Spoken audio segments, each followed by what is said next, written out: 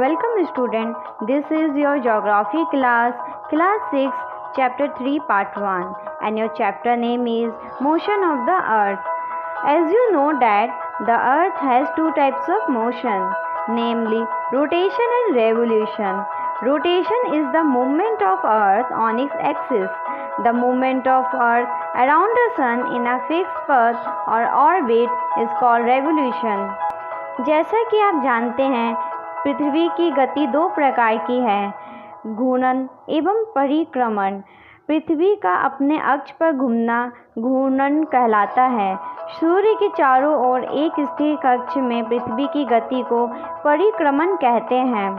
The axis of the Earth, which is an imaginary line, makes an angle of 66.5 degrees with its orbital plane. The plane formed by the orbit is known as the orbital plane. The Earth receives light from the Sun. Due to the spherical shape of the Earth, only half of it gets light from the Sun at a time. The portion facing the Sun experiences day, while the other half away from the Sun experiences night. The circle that divides the day from night on the globe is called the circle of illumination. The circle does not coincide with the axis as you see in a figure 3.2. The Earth takes about 24 hours to complete one rotation around its axis. The period of rotation is known as the Earth day. This is the daily motion of the Earth. पृथ्वी का अक्ष एक काल्पनिक रेखा है जो इसके कक्षीय सतह से 67.5 डिग्री का कोण बनाती है। वह समतल जो कक्ष के द्वारा बनाया जाता है उसे कक्षीय समतल कहते हैं।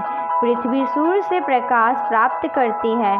पृथ्वी का आकार गोले के समान है, इसलिए एक समय में सिर्फ इसके आधे भाग पर ही सूर्य की रोशनी प्राप्त होती है। चित्र 3.2 सूर्य की ओर वाले भाग में दिन होता है, जबकि दूसरा भाग जो सूर्य से दूर होता है वहाँ रात होती है। ग्लोब पर वह वृत्त जो दिन तथा रात को विभाजित करता है उसे प्रदीप्ति वृत्त कहते हैं। यह वृत्त अक्ष के साथ नहीं मिलता है, जैसा कि आप चित्र 3.2 में देख सकते हैं। पृथ्वी अपने अक्ष पर एक चक्कर पूरा करने में लगभग 24 घंटे का समय लेती है। घूर्णन के समय काल को पृथ्वी दिन कहा जाता है। यह पृथ्वी की दैनिक गति है। What would happen if the Earth did not rotate? The portion of the Earth facing the Sun would always experience day, thus bringing continuous warmth to the region. The other half would remain in darkness and be freezing cold all the time. Life would not have been possible in such extreme conditions. अगर पृथ्वी घूर्णन नहीं करे तो क्या होगा? सूर्य के तरफ वाले पृथ्वी के भाग में हमेशा दिन होगा, जिसके कारण उस भाग में गर्मी लगातार पड़ेगी। दूसरे भाग में हमेशा अंधेरा रहेगा एवं पूरे समय ठंड पड़ेगी। इस तरह की अवस्था में जीवन संभव नहीं हो पाएगा। The second motion of the Earth around the Sun in its orbit is called revolution. It takes 365.14 days to revolve around the Sun. We consider a year as consisting of 365 days only and ignore 6 hours for the sake of convenience. पृथ्वी की दूसरी गति जो सूर्य के चारों ओर कक्ष में होती है उसे परिक्रमण कहा जाता है। पृथ्वी का एक वर्ष या 365 दिन में सूर्य का एक चक्कर लगाती है। हम लोग एक वर्ष 365 दिन का मानते हैं तथा सुविधा के लिए 6 घंटे को इसमें नहीं जोड़ते हैं। 6 hours saved every year are added to make one day over a span of 4 years. This surplus day is added to the month of February. Thus, every 4th year, February is of 29 days instead of 28 days. Such a year with 366 days is called a leap year. Find out when will the next leap year will be. 4 वर्षों में प्रत्येक वर्ष के बचे हुए 6 घंटे मिलाकर एक दिन यानी 24 घंटे के बराबर हो जाते हैं। इसके अतिरिक्त दिन को फरवरी के महीने में जोड़ा जाता है। इस प्रकार प्रत्येक चौथे वर्ष फरवरी माह 28वें के बदले 29 दिन का होता है। ऐसा वर्ष जिसमें 366 दिन होते हैं उसे लीप ईयर कहा जाता है।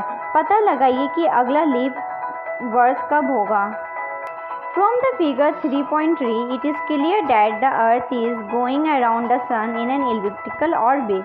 Notice that throughout its orbit, the Earth is inclined in the same direction. A year is usually divided into summer, winter, spring, and autumn season.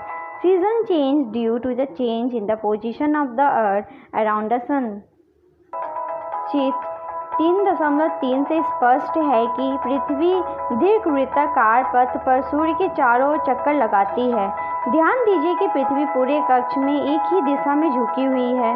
सामान्यतः एक वर्ष को गर्मी, सर्दी, बसंत एवं शरद ऋतुओं में बांटा जाता है। ऋतुओं में परिवर्तन सूर्य के चारों ओर पृथ्वी की स्थिति में परिवर्तन के कारण होता है। This is the end of this video. We will continue this chapter in next video. If you have any doubt, please let us know. We will try to clear your doubts in another video. अगर आपको कोई संदेह है तो कृपया करके हमें बताइए। हम अगले वीडियो में आपके संदेह को दूर करने का प्रयास करेंगे।